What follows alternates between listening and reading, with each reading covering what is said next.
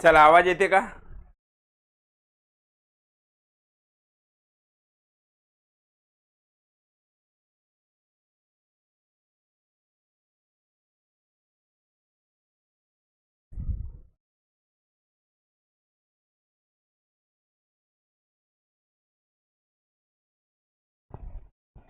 आवाज येते का? एक वेळ सांगा कन्फर्म.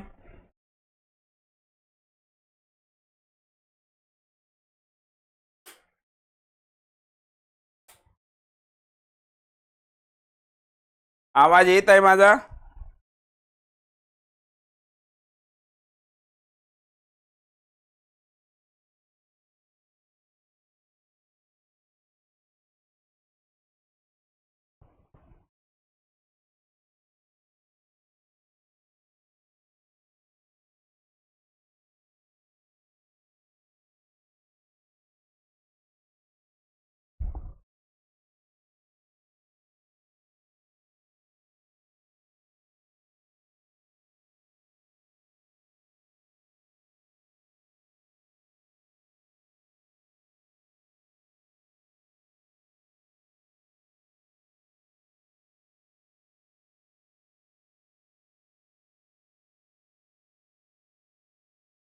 ओके विद्यार्थी मित्रांनो, आजच्या सेशनला आपण सुरुवात करूया. अतिशय महत्त्वाचं सेशन आहे. एकदा आवाज क्लिअर आहे? ओके. आज तुम्ही जे पाहता ते अतिशय महत्त्वाचं लेक्चर आहे आणि आजच्या सेशनमध्ये आपण काय पाहणार आहोत तर शब्दसमूहाबद्दल शब्द पाहणार आहोत. मित्रांनो, शब्दसमूहाबद्दल शब्द अतिशय महत्त्वाचे आहेत आणि आलेले प्रश्न आहेत सगळ्यात महत्त्वाचे, हे लक्षात ठेवा. आवाज क्लिअर आहे माझा? श्वेता मॅम, रमेशराव, आवाज क्लिअर आहे का? यस. वेळ न गमावता आजच्या सेशनला आपण सुरुवात करूया. तुम्ही जे पाहता, जे थंबनेल मध्ये पाहता ते अतिशय महत्त्वाचं आहे. आजच्या सेशनमध्ये शब्दसमूहाबद्दल शब्द म्हणजे अनेक शब्द देतात, त्यामध्ये एक शब्द आपल्याला सांगायचा असते. ओके, चला वेळ न गमावता आपल्याला दंदन उत्तरं द्यायची आहेत. PYQ आहेत आणि असेच शब्द, अहो यातले तर काही काही प्रश्न असे 5-5, 7-7 वेळा रिपीट झालेले आहेत. फक्त ते आपण एक वेळ घेतले इथं. ओके, पहा काय म्हणते, तुम्हाला उत्तर द्यायचे आहेत जर आलेत तर, नाहीतर बाकी मी तर जिंदाबाद सांगतो. काय म्हणते, शेतकऱ्यांना मिळणारे सरकारी कर्ज या शब्दसमूहासाठी योग्यपणे निवडा. शेतकऱ्यांना मिळणारे सरकारी कर्ज काय म्हणतात? याला काय म्हणतात सांगा बरं? अनुदान म्हणतात, तगाई म्हणतात, सानुग्रह म्हणतात, धनादेश. धनादेश बँकेत जातो का? सानुग्रह आहे का? नाही. तर शेतकऱ्यांना मिळणारे जे सरकारी कर्ज असते त्यांना म्हणतात तगाई. काय म्हणतात? तगाई. महत्वाचं काय इथं शब्द हा महत्वाचा आहे, सरकारी, किंवा असाही पर्याय ते शेतकऱ्यांना मिळणारे जे शासकीय कर्ज असते त्याला काय म्हणतात? तगाई. पर्याय क्रमांक 2. ओके, चलो नेक्स्ट. अगला क्वेश्चन तुम्हाला सोडवायचे आहेत.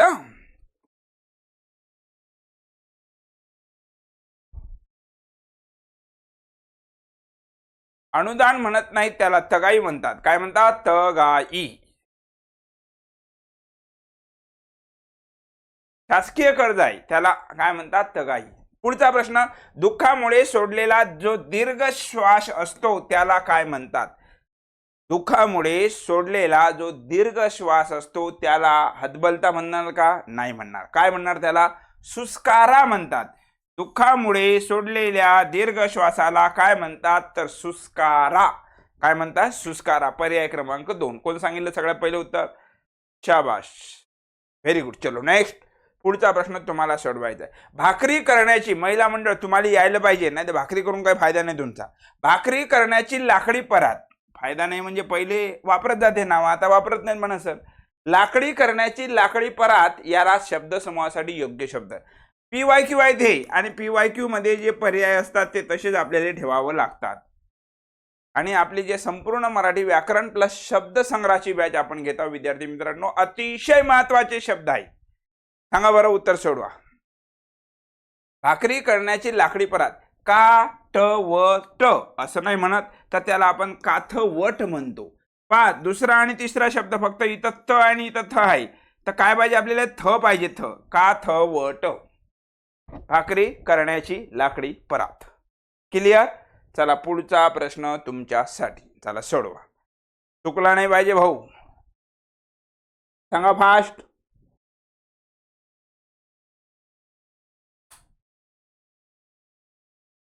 उंटावरून टपाल वाहणाऱ्याला काय म्हणतात? उंटावरून जो टपाल वाहतो त्याला काय म्हणतात? उंटावरून जो काय टपाल वाहतो, आता त्याला पोस्टमन म्हणणार का? नाही म्हणणार. राजाचा शिक्का सांभाळणारा त्याला शिक्केनवीस म्हणतात, हेही नाही येणार. तर त्याला म्हणतात उंटावरून टपाल वाटणाऱ्याला सांडणी स्वार म्हणतात. उंटच स्त्रीलिंगी सांडणी होते हे आपण लिंगामध्ये पाहणार. पण उंटावरून टपाल वाटणाऱ्याला काय म्हणतात? तर त्याला सांडणी स्वार म्हणतात. यस, काय म्हणतात? सांडणी स्वार. पर्याय क्रमांक 3. काय पाहता आपण? तुम्ही जे बघत आहात तेच शब्द समूहाबद्दल एक शब्द, ज्याला इंग्लिश मध्ये सुद्धा असं असते वन वर्ड सबस्टिट्यूशन, मराठीत त्याला आपण शब्द समूहाबद्दल शब्द म्हणतो. बरोबर, राईट. हाल अपेष्टा सहन करण्याचा गुण त्याला काय म्हणतात? हाल अपेष्टा त्रास सहन करण्याचा गुण असते त्याला तितिक्षा म्हणतात. आणि हा शब्द शुद्ध लिहा असंही आलेला आहे. तितिक्षा म्हणजे काय? तर हाल तितिक्षा, पहिली विलांटी पाहिजेत. दानशूर, खूप दान धर्म करणारा त्याला दानशूर म्हणतात. तगाई म्हणजे काय? आता सांगितलं मी काही वेळापूर्वी, शेतकऱ्यांना मिळणारे शासकीय कर्ज. बोलत चला, शेतकऱ्यांना मिळणारे शासकीय कर्ज त्याला तगाई म्हणतात. दरवेशी, बरोबर आहे ना? हे काय म्हटलं? दरवेशी. माकडाचा खेळ करणारा त्याला म्हणतात काय म्हणतात? माकडाचा खेळ करणाऱ्याला मदारी म्हणतात. तर अस्वलाचा, जो कशाचा? अस्वलाचा खेळ करतो, जो अस्वलाचा खेळ करणारा जो असते, अस्वलाचा खेळ करणारा त्याला म्हणतात दरवेशी. माकडाचा खेळ करणारा मदारी म्हणतात. बरोबर आहे. ओके, शाबास, आलं उत्तर. चलो नेक्स्ट क्वेश्चन. दन दन दन दन आलं पाहिजे एकदम फास्ट. हरिणासारखे डोळे असणारी, सांगा बरं बाय हो काय होते? जिचे डोळे हरणासारखे आहेत तिला काय म्हणतात? आपल्याला माहित आहे जिचे डोळे माशाप्रमाणे आहेत तिला मीनाक्षी म्हणतो आपण. पण इथं काय विचारलं आपल्याला? हरिणासारखे डोळे असणारी तिला मृगाक्षी म्हणतात, किंवा तिला मृग नयना म्हणतात, मृगाक्षी.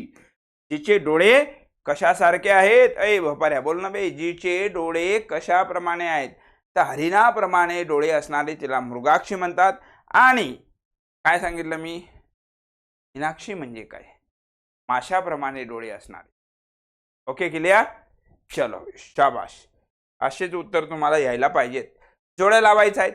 आलेला प्रश्न आहे जोड्या लावायचा आहे, अतिशय सोपा आहे. याच्या आधी जो प्रश्न घेतला त्याच्यातली एक जोडी आहे, याच्यात पाहून घ्या. काय म्हणते? माशासारखे डोळे असणारी. जिचे डोळे माशासारखे आहेत तिला काय म्हणतात? सांगा. माशाप्रमाणे डोळे असणारी मीनाक्षी. 1:2 कुठं आहे? 1:2 आहे, 2 आणि 3 मध्ये आहे. बरोबर. नेक्स्ट काय म्हणते? हरिणासारखे डोळे असणारी, हरिणासारखे डोळे असणारी मृगाक्षी. 2:1 कुठं आहे? दोन्ही ठिकाणी आहे. पुढे जाऊ आपण. डोळ्यांनी पाहावयास समर्थ त्याला डोळस म्हणतात.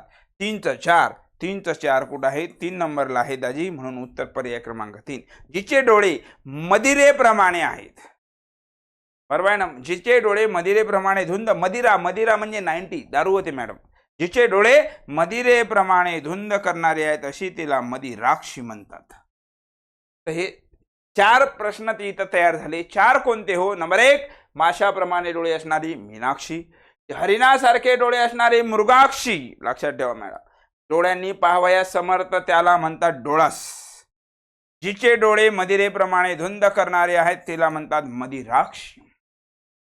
क्लिअर? चलो नेक्स्ट क्वेश्चन.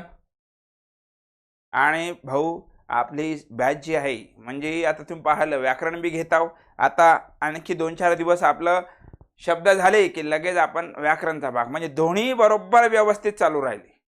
नोट्स, पीपीटी, बरोबर, ह्या सगळ्या गोष्टी तुम्हाला मिळत आहेत. फक्त तुमच्याकडून एक अपेक्षा आहे, जशी तुम्ही आपल्याकडून ठेवली की बाबा आम्हाला 24 कॅरेटच भेटलं पाहिजे प्रत्येक प्रकरण, 100% 24 कॅरेटच.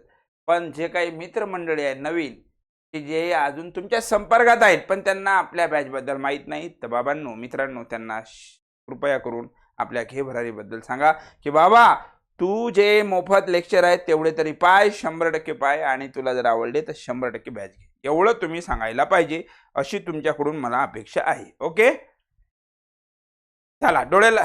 हा नेक्स्ट. एकाच काळात हयात असलेले. उत्तर दिलं का रे? बापा कोण दिलं रे? एकाच काळात हयात असलेले त्याला काय म्हणतो? समकालीन. एकाच काळात झालेले. ज्याने पुष्कळ ऐकले व वाचले आहे त्याला बहुश्रुत म्हणतो आपण. बरोबर, राईट. ज्याचे वर्णन करता येत नाही असे अवर्णनीय, ज्याला मुले बाळे नाहीत असा निपुत्रिक. काय येणार उत्तर? 1चं किती आहे? 3. 2चं किती आहे? 2. शाबाश. 3चं किती आहे? 4. आणि राहिलं कोणतं? 1. 3 2 4 1. कुठं आहे हो? 3 2 4 1. तसं तर एका याच्यावरूनच उत्तर आलं असतं पहिल्या याच्यावरून. कशाहून? एकाच काळात हयात असलेली त्याला म्हणतात, काय म्हणतात त्याला? समकालीन. रुपाली मॅम बऱ्याच दिवसांनी तुम्ही लाईव्ह नव्हत्या, काय बिजी होत्या वाटते. श्वेता मॅम उत्तर द्या. दंदन दंदन. सर्वांचे नाव घेणं शक्य नाही. रमेशराव तुम्ही आज वेळेवर टाईट आले एकदम. काही जेवण घेऊन भाकर खाल्ली की नाही? चौरे सर, हा सरांनी खूप मदत केलेली आहे चौरे सर. रमेशरावनं अख्खा मला वाटते बीडमध्ये आपलं घे भरायचं नाव केलं. हा सांगा फास्ट. काय म्हणत आहो? उत्क्रांती म्हणजे काय? आता 2 शब्द असतात, एक क्रांती असते आणि दुसरी असते उत्क्रांती. क्रांती म्हणजे काय? क्रांती म्हणजे अचानक किंवा एकाएकी झालेला बदल, त्याला म्हणतो क्रांती. आणि उत्क्रांती, उत्क्रांती म्हणजे हळूहळू झालेला इष्ट म्हणजे योग्य बदल. मग कोणत्याही क्षेत्रात काय म्हणते? कोणत्याही क्षेत्रात एकदम होणारा, कोणत्याही क्षेत्रात एकदम होणारा बदल, एकदम होणारा याला काय म्हणतात? ही तर काय पाहिजे होतं जुगाड, हे याला क्रांती म्हणतात. याला काय म्हणतात? क्रांती. कोणत्याही क्षेत्रात एकदम होणारा बदल त्याला क्रांती. पण आपल्याला विचारलं उत्क्रांती, तर कोणत्याही क्षेत्रात हळूहळू हा शब्द महत्वाचा आहे, त्याला म्हणतात उत्क्रांती. म्हणून पर्याय क्रमांक 3 उत्तर पाहिजे होतं आपल्याला. 3 दिलं का भाऊ? शाबाश, व्हेरी गुड. ओके.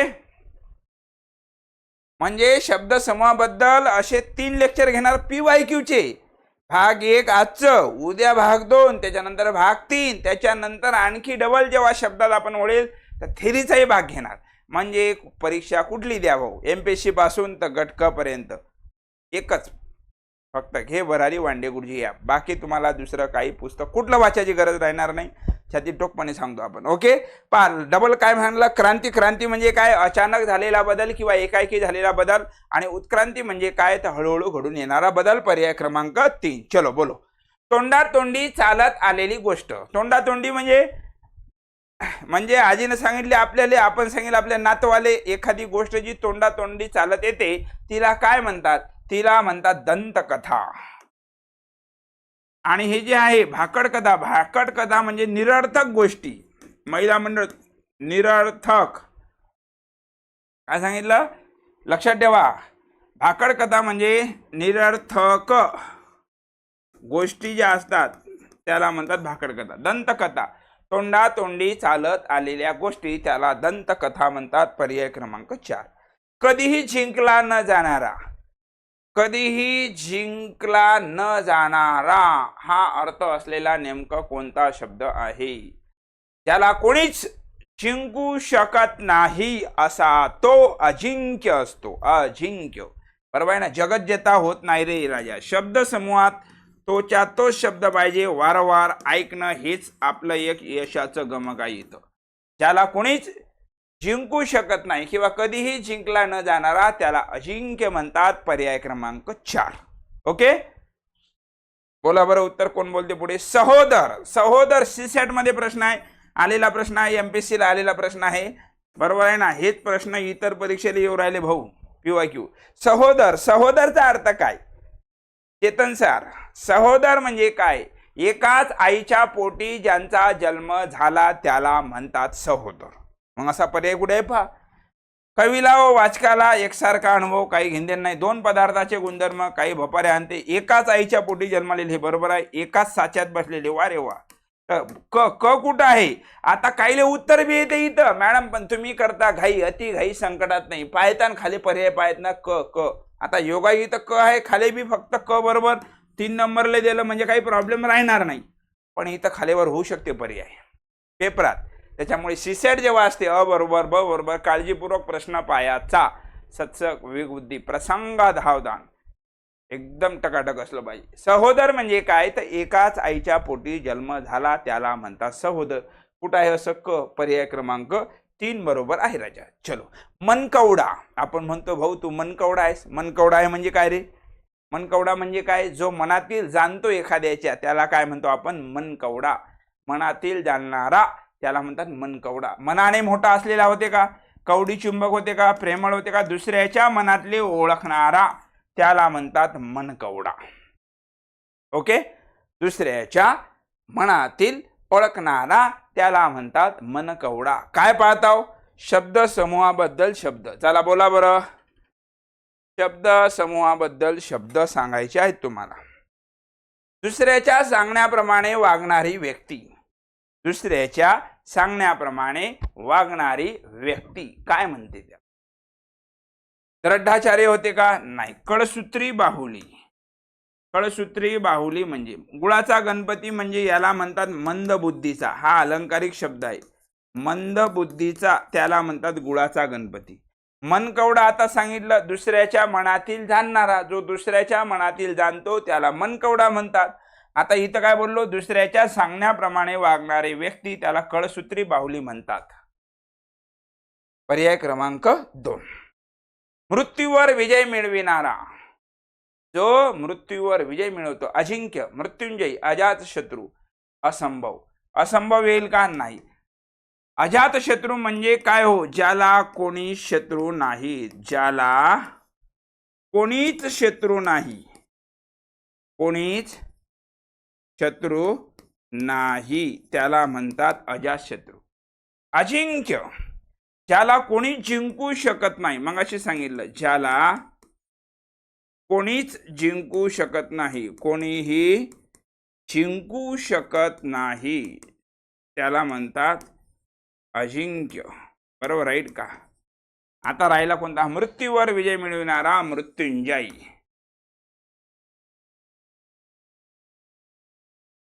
मृत्युंजय कादंबरी आहे कोणाची? शिवाजी सावंतची.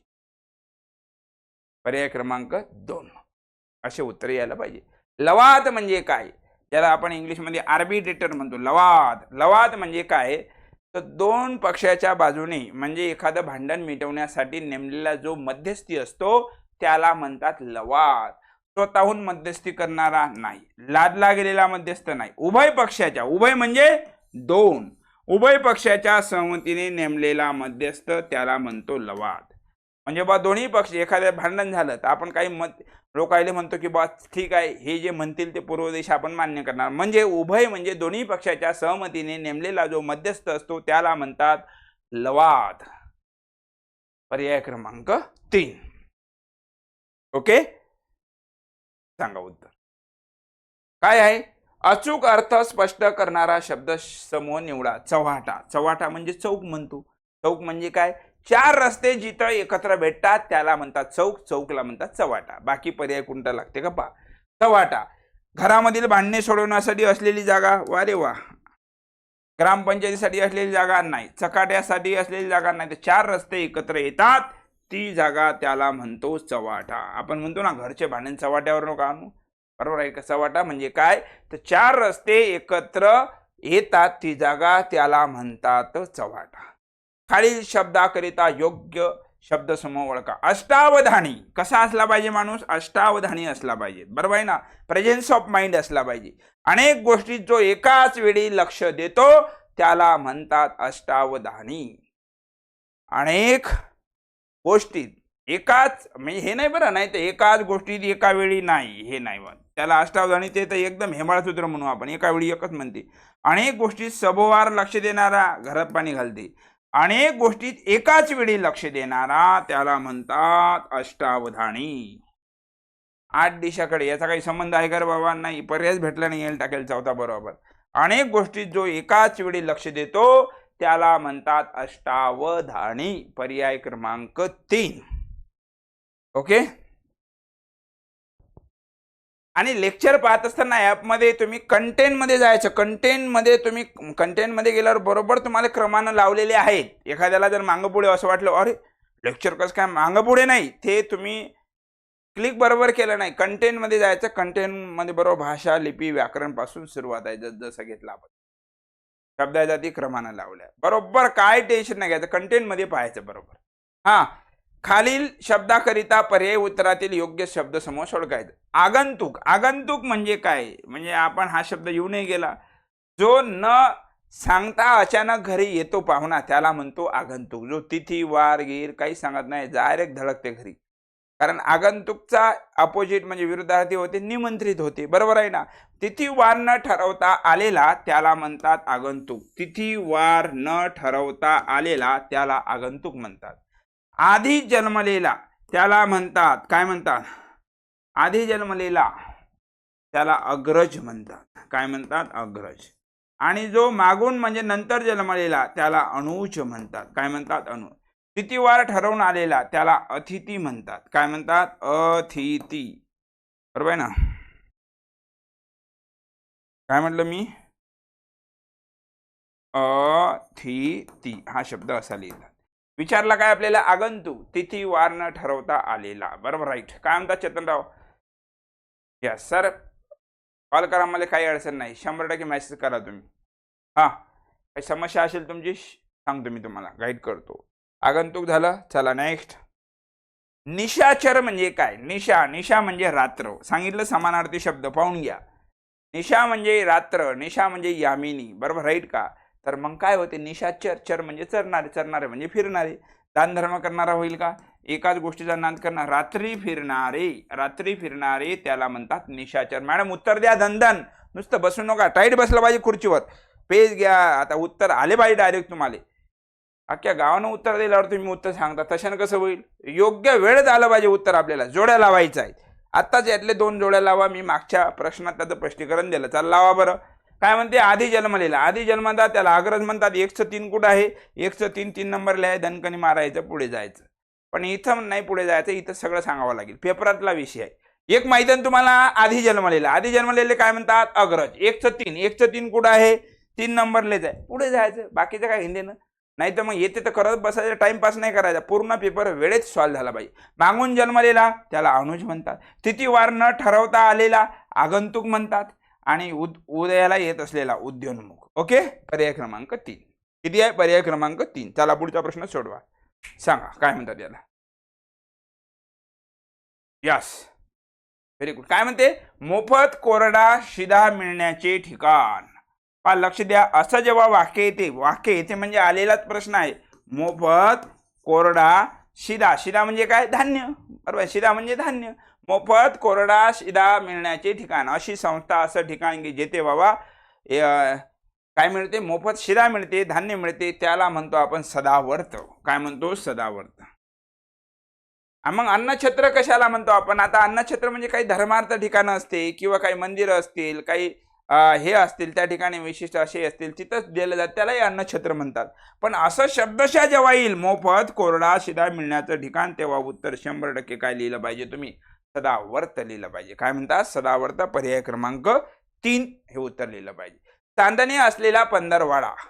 चांदणे असलेला पंधरवाडा त्याला काय म्हणतात. आता पितृपक्ष आणि वरपक्ष हे तर पर्याय काढले तुम्ही, राहिले 2च. कोणते, एक शुक्ल पक्ष आणि वद्य पक्ष. शुक्ल पक्ष आणि वद्य पक्ष हे दोन्ही एकमेकाचे विरुद्धार्थी आहेत. आणि त्यातला आपल्याला विचारला एक, कोणता विचारला, चांदणे असलेला पंधरवाडा त्याला काय म्हणतात, त्याला शुक्ल पक्ष म्हणतात. काय म्हणतात, चांदणे असलेला पंधरवाड्याला शुक्ल पक्ष म्हणतात.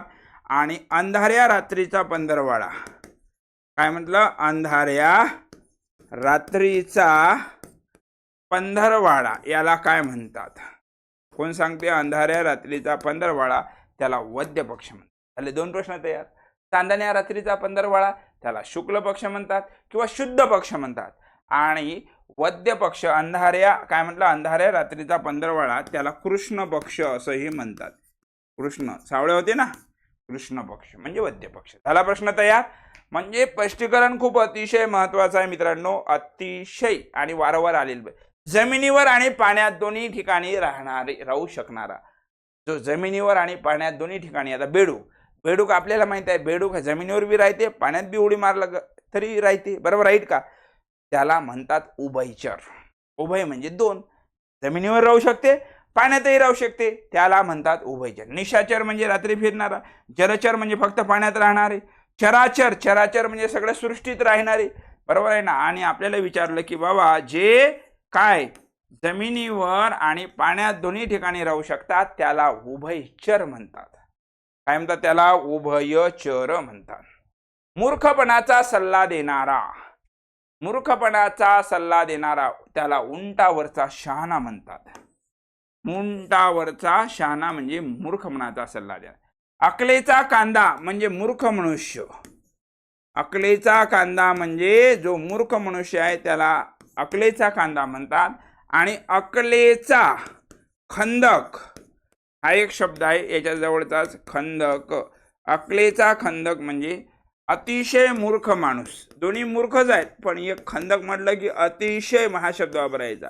अतिशय मूर्ख माणूस. पहा दोन मध्ये काय फरक सांगत आहो मी तुम्हाला.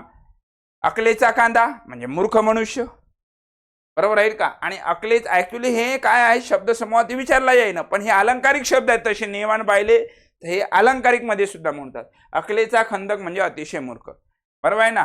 उंटावरचा शहाणा म्हणजे मूर्खपणाचा सल्ला देणारा. कळीचा नारद, कळ लावणारा, भांडणे लावणारा. कळ म्हणजे भांडण.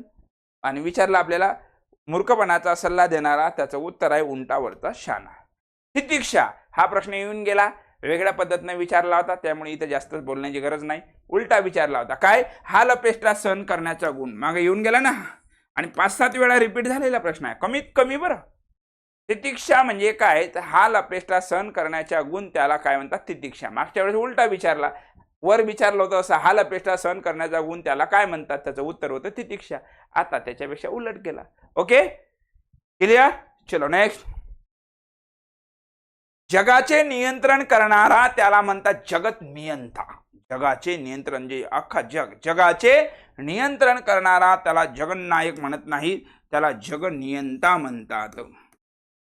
संधी आहे आपली, जगत अधिक नियंता असा संधी आहे ही, बरोबर आहे ना. हा संधी. जगाचे नियंत्रण करणारा जगत नियंता. पर्याय क्रमांक, पर्याय किती? शाबास, 2 नंबर. Very good. चलो नेक्स्ट. सरदार व जमीनदार. तुम्ही बोला मॅडम, तुम्ही बोला. ओ मास्तर बोला, तुम्हाला आलं पाहिजे. आणि वारंवार रिपीट होणारे प्रश्न आहेत, वारंवार. मी काय सांगत आहो? काय सांगत आहो? सरदार व जमीनदार. काय? सरदार व जमीनदार यांचे वर्चस्व असणारे राज्य शासन, याला सावकारशाही म्हणसाल का? जमीनदार सावकारशाही संबंध आहे का? राजेशाही, जमीनदारले राजेशाही म्हणतात का? तर सरदार आणि काय म्हणते? जमीनदार यांचं वर्चस्व, सरदाराचं बी आणि जमीनदाराचं यांचं वर्चस्व असणारं जे राज्य शासन असते त्याला सामंतशाही म्हणतात. कोणती शाही म्हणतात? त्याला सामंतशाही. सरदार आणि जमीनदार यांचे वर्चस्व असणारे राज्य शासन त्याला म्हणतात सामंतशाही. कवितेची रचना करणारी. आता कवयित्री म्हणतो आपण, हे माहित आहे. आपण कवयित्री हा शब्द, शुद्ध शब्द कसा लिहा? शुद्ध शब्द असा विचारते. शुद्ध शब्द कोणता? कवयित्री कसा लिहितात? कवयित्री असा लिहितात. वारंवार आलेला प्रश्न आहे.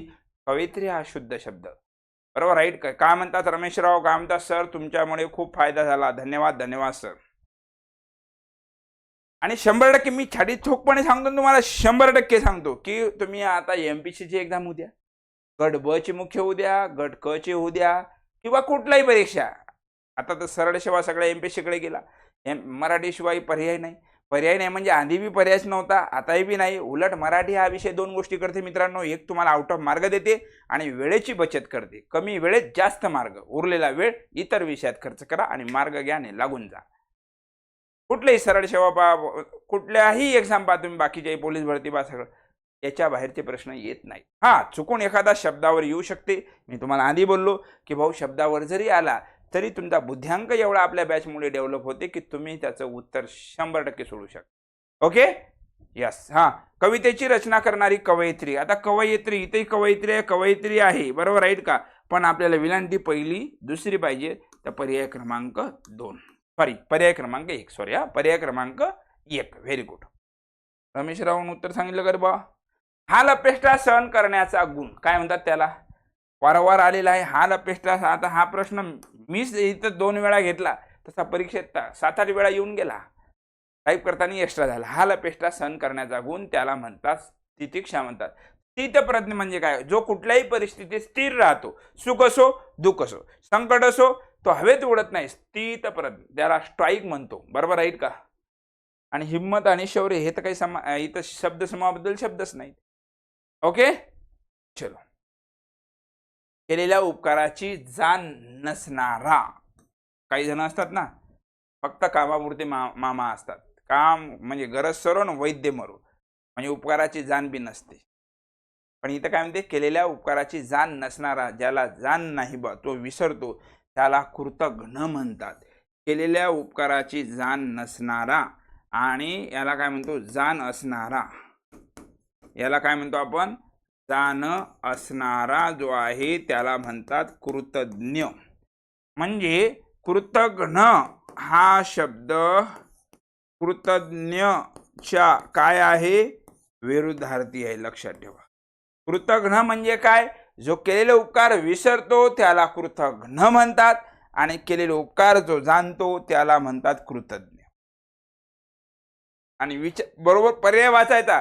काही काहीले सगळं येते, हे व्यवस्थित येते, पण ते वाचताना इथं नसणारा ऐवजी असणारा वाचलं मॅडम की घरात पाणी जाते बरं. आपल्या केलेल्या उपकाराची जाण नसणारा त्याला कृतघ्न म्हणतात आणि जो केलेले उपकार जाणतो किंवा केलेल्या उपकाराची जाण असणारा त्याला कृतज्ञ म्हणतात, त्याला कृतज्ञ म्हणतात. कर्तव्य परांडमुख म्हणजे काय, आता याचा विरुद्धार्थी शब्द काय, कर्तव्य. आता विचारलं काय आपल्याला, कर्तव्य परांडमुख हा वाङ्मयाचा नाही, त्याचा उच्चार नाही होत. त्याचा विरुद्धार्थी शब्द आहे कर्तव्य परायण. कर्तव्य परायण. आता हा कर्तव्य परायण म्हणजे हा याचा अर्थ काय होते, कर्तव्य तत्पर म्हणतो आपण याला. काय म्हणतो, कर्तव्य तत्पर म्हणतो आपण, बरोबर राहील का. कर्तव्य परायणमुख म्हणजे काय, कर्तव्याकडे जो पाठ फिरवतो, म्हणजे व ज्याला काय आपली ड्युटीज काय आहे हे माहीत नाही त्याला कर्तव्य परायणमुख म्हणतात. म्हणजे कर्तव्य नेहमी करणारा हे तर होत नाही, विरुद्धार्थ आहे कर्तव्यनिष्ठ नाही, कर्तव्य न विसरता काम करणे नाही. या तिन्हीचा अर्थ कर्तव्य परायण होते. पण आपल्याला विचारलं कर्तव्य परायणमुख म्हणजे कर्तव्याकडे पाठ फिरवणारा, कर्तव्याकडे पाठ फिरवणारा याला कर्तव्य परायणमुख म्हणतात. पर्याय क्रमांक 3. हे जे आहेत कर्तव्याकडे नेहमी पाहणारा किंवा कर्तव्य तत्पर असणारा, आपल्या जबाबदाऱ्या पार पाडणारा त्याला कर्तव्य परायण म्हणतात. कर्तव्य परायण. चला बोला, बोलो बोलो, फास्ट बोलो. ज्यांना प्रामुख्याने बुद्धीचा वापर करावा लागतो असे लोक, महिला मंडळ तुम्हाला ते यायलाच पाहिजेत. ज्यांना प्रामुख्याने बुद्धीचा वापर करावा लागतो त्याला माथाडी म्हणतात का, बुद्धी मानदेव म्हणतात का, हे काय 90 मारेल असं वाटते शब्द, असं वाटते, बुद्धिजीवी म्हणतात. काय, ज्याला प्रामुख्याने बुद्धीचा वापर करावा लागतो त्याला बुद्धिजीवी म्हणतात. कष्ट करणारे कष्टकरी, पण बुद्धीचा वापर. तर पर्याय क्रमांक 3 बुद्धिजीवी. जास्त बोलण्याची इथं गरज नाही मला वाटते. धारवाडी काटा म्हणजे काय, धारवाडी काटा म्हणजे अचूक वजनाचा काटा किंवा बरोबर ना, किंवा बेंचूक वजनाचा काटा, धारवाडीहून आणलेला काटा. असं जसं या तसं कुठंच नसते रे बाबा. पायात बोसलेला विशिष्ट काटा. वा रे वा, हे प्युअर गावठी दिसते पर्यायवाला. बिनचूक वजन काटा. बिनचूक म्हणजे चूक नसलेला, चूक नसलेला म्हणजे कसा, अचूक वजन काटा, अचूक वजनाचा काटा त्याला म्हणतात धारवाडी काटा. पावर कसे उत्तर येईल तुम्हाला. पर्याय क्रमांक 3. चुकीच्या बाबीसाठी पराकोटीचा आग्रह धरणारा. सांगा बरं याचं उत्तर. काय म्हटलं मी, चुकीच्या बाबीसाठी पराकोटीचा आग्रह धरणारा त्याला दुराग्रही म्हणतात. काय पाहता आपण, शब्द समूहाबद्दल शब्द. चुकीच्या बाबीसाठी, चुकीचा हा शब्द महत्वाचा आहे. चुकीच्या बाबीसाठी पराकोटीचा आग्रह धरणारा त्याला दुराग्रही म्हणतात. पर्याय क्रमांक 2. शब्द समूहाबद्दल शब्द. हे तुम्हाला येते, पर्यायपैकी यायला पाहिजेत, पर्यायावरून आलं पाहिजे आपल्याला. फौजे बरोबर असलेली अवांतर माणसे. फौज आहे, फौजे बरोबर असलेली अवांतर माणसे याला बाजार बुनगे म्हणतात. काय म्हणतात त्याला, बाजार बुनगे. बरोबर, राईट. अयोध्या मॅम तुम्ही आता जॉईन झाल्या, उशिरा झाल्या. शाबाश. ओके, काय म्हटलं मी, फौजे बरोबर असलेली अवांतर माणसे त्याला शिपाई गडी म्हणत नाही, त्याला म्हणतात बाजार बुनगे. पर्याय क्रमांक 2. ओके, चलो नेक्स्ट. असं आलंच पाहिजे. शाखा चक्रगमन. काय म्हटलं मी, शाखा चक्रगमन म्हणजे काय, तर उडत उडत केलेलं वाचन. आता उडत उडत म्हणजे हवेत उडायचं का? नाही. काही वाचायचं, काही सोडून द्यायचं, म्हणजे धरसोड करून केलेलं वाचन सरळ सरळ म्हणतो आपण. बरोबर आहे ना? तर शाखा चक्रगमन म्हणजे काय? तर उडत उडत केलेलं वाचन, पर्याय क्रमांक 2. बाकी कुठलाच पर्याय नाही वाचत, काहीच गरज नाही. चिंतन मनन करून केलेलं वाचन, काही गरज नाही याला. तर शाखा चक्रगमन म्हणजे उडत उडत केलेलं वाचन. कोणता मुद्दा पाहत आहोत आपण? कोणतं प्रकरण पाहत आहोत? शब्द समूहाबद्दल शब्द. याच्यावर आलेले प्रश्न आहेत, त्याच्यावर 3 लेक्चर घेणार आहोत. आजचा भाग 1 घेत आहोत आपण, लक्षात ठेवा. ओके, चलो.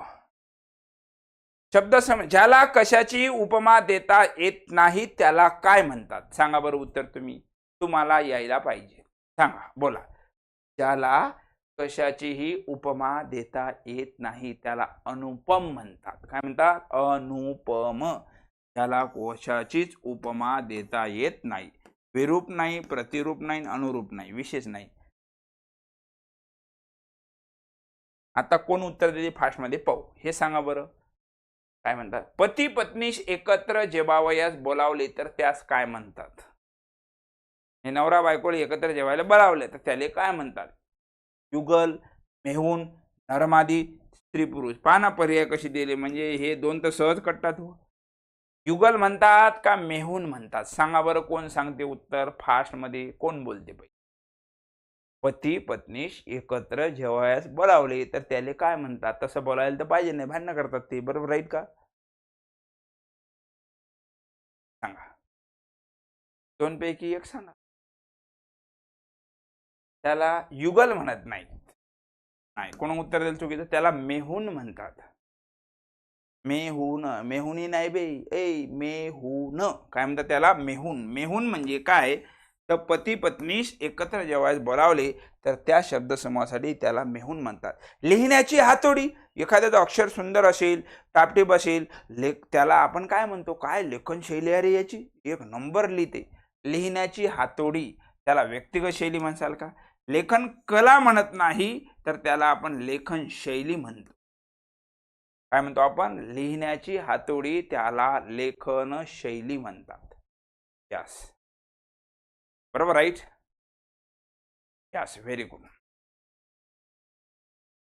चलो नेक्स्ट. आणि मित्रांनो, जे ॲपचं नाव आहे आपलं तेच आपल्या यूट्यूबचं नाव आहे. यूट्यूबला जे ॲपवर नाही ते यूट्यूबला तुम्हाला काही महत्त्वाच्या गोष्टी सुद्धा आपण देत असतो, त्यामुळे त्याचाही सुद्धा तुम्ही फायदा घ्यायला पाहिजे. जसं की आज आपण यूट्यूबला एक शिक्षक भरतीचा TETचा पेपर, त्याचं विश्लेषण दिलं. त्याच्यामुळे तुम्ही ध्यानावर राहायचा, म्हणजे जे फ्री ऑफ कास्ट आहे ते बी घेतलं पाहिजे. यात आपण शिकवतोच, आपलं जे कर्तव्य आहे ते 100% 24 कॅरेट तुम्हाला देतो. पण आपल्या यूट्यूबवर सुद्धा ॲक्टिव्ह याच्यासाठी राहतो मी, त्यात तुमचा फायदा आहे माझ्यापेक्षाही, की बाबा काही महत्त्वाच्या ज्या परीक्षा आहेत त्या वेगळ्या महाराष्ट्र शासन घेते, त्याचं आपण पेपर विश्लेषण ते सुद्धा तुम्ही पाहिलं पाहिजे. नाही तर असं म्हणायचं नाही एखाद्यानं की बाबा मी तर TETची तयारी करत नाही. तू नाही करत, पण ग्रामर हे सगळ्या परीक्षेला, व्याकरण मराठीचं सर्व परीक्षेला सारखं असते. तुमच्यापैकी नावं पाहिले तर एकही कार्यकर्ता मला लाईव्ह तिकडे दिसत नाही. अख्ख्या बाकी महाराष्ट्रातले लोक फायदा घेतात. म्हणजे असं नाही झालं पाहिजे की बाबा जे आपल्या परिवारातले आहेत जे ऐकतात पैसे देऊन, म्हणजे घरचा उपाशी आणि बाहेरचा तुपाशी, असं नको व्हायला. बाहेर म्हणजे यूट्यूबचं सुद्धा ऐकत चला, 100% तुमचा फायदा आहे. ऐकलं पाहिजेत. आणि जसे तुम्ही आता वेळ काढता तसं तिथे करायचं. ओके, अपेक्षा करतो उद्यापासून तिथे लाईव्ह राहायचं. आणि तसं तुम्ही ग्रुपमध्ये आहात त्यामुळे तुम्हाला हे येतेच ना, नोटिफिकेशन येतेच. Okay, clear. चलो, वेळ न गमावता पुढचा प्रश्न तुम्हाला सोडवायचा आहे. त्याला दणक्या 2 नद्यामधील जागा. 2 नद्यामधील जागा त्याला काय म्हणतात? तर 2 नद्यामधील जागा असते त्याला दुआब म्हणतात, किंवा त्याचं दुसरं नाव दोआब. एकच शब्द आहे हा, फक्त दुआब किंवा दोआब एकच. 2 नद्यामधील जागेला दुआब, पर्याय क्रमांक 1. ओके, चलो नेक्स्ट. परंपरेने चालत आलेली व लोकसमूह माणसातून स्फुरलेली गोष्ट तिला काय म्हणतात? परंपरेने चालत आलेली, बरोबर आहे ना, आजपासून तीच आहे. परंपरेने चालत आलेली व लोकसमूह माणसातून स्फुरलेली गोष्ट तिला ग्रामीण कथा म्हणत नाही तर तिला लोककथा म्हणतात. दीर्घकथा आणि लघुकथा याचा काही संबंधच नाही. परंपरेने चालत आलेली व लोकसमूह माणसातून स्फुरलेली गोष्ट तिला म्हणतात लोककथा, पर्याय क्रमांक 2. जेवण झाल्यावर अन्न पचविण्यासाठी काही अंतरापर्यंत पायी चालणे याला शतपावली म्हणतात. जेवण केल्यानंतर आपण थोडंसं जे फिरतो त्या फिरण्याला किंवा काही पावलं चालतो त्याला शतपावली म्हणतात. काय म्हणतात? शतपावली. पर्याय पण पाहणं कशी दिली, 7 पावली, 5 पावली, म्हणजे पर्याय द्यायलाही असे पाहिजे होते, जरा व्यवस्थित द्यायचे. तुम्हाला मग तुम्ही पर्याय आलेले PYQ असतात त्याचे पर्याय आपण बदलत नाही, कारण PYQचा अर्थ तसा, ते प्रश्न जसा आला तसा तुमच्या समोर प्रेझेंट करणे. बरोबर राहील का? बाकी काही संभाव्य मी घेणार, मग ते तर एकदम त्याच्यापेक्षा खतरनाक घेतो, काही टेन्शन नाही घ्यायचं. तुमचा 100% फायदा होईल. कुठलीही परीक्षा द्या तुम्ही, महाराष्ट्रात घेतल्या जाणारी ज्याला मराठी व्याकरण आहे तेसाठी तुम्हाला आपली बॅच घेतली ना, बाकी कुठलीच ऑनलाईन बॅच घ्यायचं काम नाही, कुठलं पुस्तक नाही, काहीच काम पडणार नाही. टेन्शनच घ्यायचं काम. आपले घर सोडून न जाणारा, म्हणजे जे घरातच असते त्याला आपण घर कोंबडा म्हणतो. आपले घर सोडून न जाणारा, घरगडी म्हणत नाहीत, घर काम्या म्हणत नाहीत, तर त्याला घर कोंबडा म्हणतो. घर कोंबडा या शब्दाचा विरुद्धार्थी शब्द कोणता? सांगा बरं, विचारलेला आहे. घर कोंबडा या शब्दाचा विरुद्धार्थी शब्द कोणता होते? तर भटका होते. भटका म्हणजे मोकाट, इकडे रस्ता दिसेल तिकडे फिरते. घर कोंबडा नुसतं घराघरात झोपून राहते. आपले घर सोडून न जाणारा त्याला घर कोंबडा म्हणतात. क्लिअर असलं पाहिजेत. शब्दसमूहाबद्दल शब्द. दुसऱ्यावर उपकार करणारा, दुसऱ्यावर उपकार करणारा. परावलंबी म्हणजे दुसऱ्यावर अवलंबून असणारा. पुरोगामी येईल का? नाही. पराधीन, परोपकारी, जो दुसऱ्यावर उपकार करतो. परोपकारी, पर म्हणजे दुसरा, दुसऱ्यावर जो उपकार करतो त्याला परोपकारी म्हणतात. पर्याय क्रमांक 4.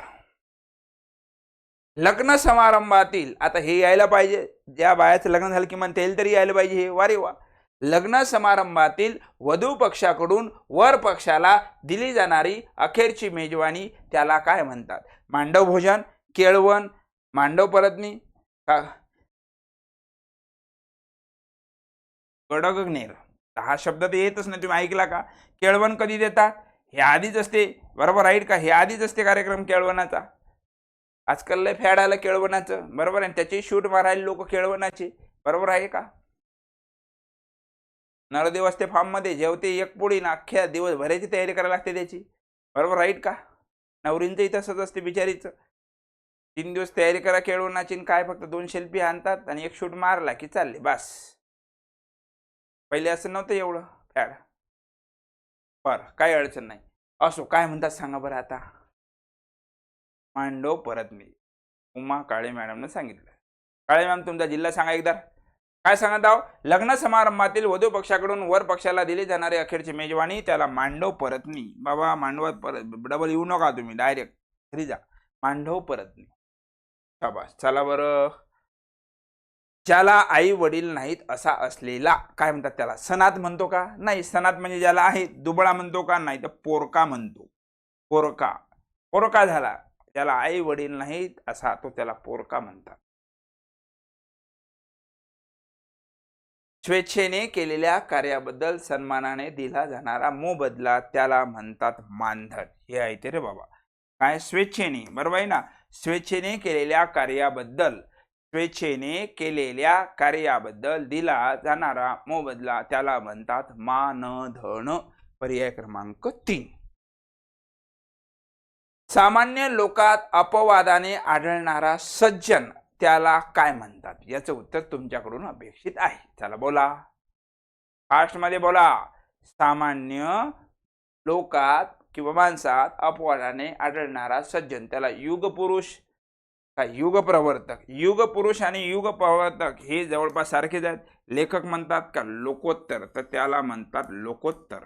सामान्य लोकात अपवादाने आढळणारा त्याला लोकोत्तर असं म्हणतात. इथपर्यंत क्लिअर?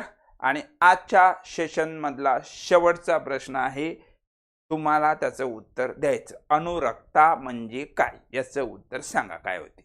अनुरक्ता या शब्दासाठी शब्दसमूह सुचवा. जिची गाल आरक्त आहेत, नाही ना, प्रेमात पडलेली, तारुण्यात पदार्पण केलेली, पतीशी एकनिष्ठ असलेली. सांगा अनुरक्ता म्हणजे काय? कोण सांगू शकते? तर प्रेमात पडलेल्या स्त्रीला किंवा प्रेमात पडलेल्या महिलेला काय म्हणतात? अनुरक्ता म्हणतात. अनुरक्ता म्हणजे काय? तर प्रेमात पडलेली. पर्याय क्रमांक 2. 2 पर्याय क्रमांक 2. पण काय म्हणते? अनुरक्ता म्हणजे काय? तर प्रेमात पडलेली. अशा प्रकारचं विद्यार्थी मित्रांनो आजचं महत्त्वाचं सेशन होतं. आजचा टॉपिक होता आपला शब्द समूहाबद्दल शब्द. अपेक्षा करतो की आपल्याला 100% समजलं असेल. पुन्हा तुम्ही किती वेळ पाहू शकता, कारण आपण आपलं ॲप आहे की तुम्हाला अनलिमिटेड व्ह्यू देत आहोत आपण. 1 नाही, 2 नाही, 4 नाही, 5 वेळा तुम्ही ऐकू शकता एक लेक्चर. काही टेन्शन नाही घ्यायचं. बरोबर सेशन करत असताना तुम्ही कधीही जॉईन झाले आणि कधीही बॅच घेतली तरी आपलं रेकॉर्डेड सुरुवातपासून तुम्ही टकाटक पाहू शकता. आपण बरोबर काय पाहायचं ते आपलं हे असते लेक्चर टाकलेली सुरुवातपासून व्यवस्थित पाहायचं. कंटेंटमध्ये जायचं. कंटेंटमधून तुम्हाला क्रमानं भेटते. टेन्शन घ्यायचं नाही. आणि आउट ऑफ मार्क तुम्हाला 100% भेटणार. आपण टॅली करून देणार प्रश्न, आपली नोट्स आणि आपल्या PPT आणि आपण बोललेल्या शब्दामधून जसेच्या तसे प्रश्न येतात की नाही. फक्त तुम्ही आपल्या घे भरारीची एक अतिशय महत्त्वाचे सदस्य झाला. जिथपर्यंत ज्यांच्यापर्यंत आपण पोचलो नाही, अजूनही आपला ॲप पोचलं नाही, त्यांच्यापर्यंत सांगण्याचा प्रयत्न करा. आणि त्याचबरोबर आपल्या यूट्यूबसोबत सुद्धा कनेक्ट राहा. 100% तुमचा फायदा होईल. आजच्या दिवसाच्या तुम्हाला शुभेच्छा. या ठिकाणी थांबू. धन्यवाद. Bye bye.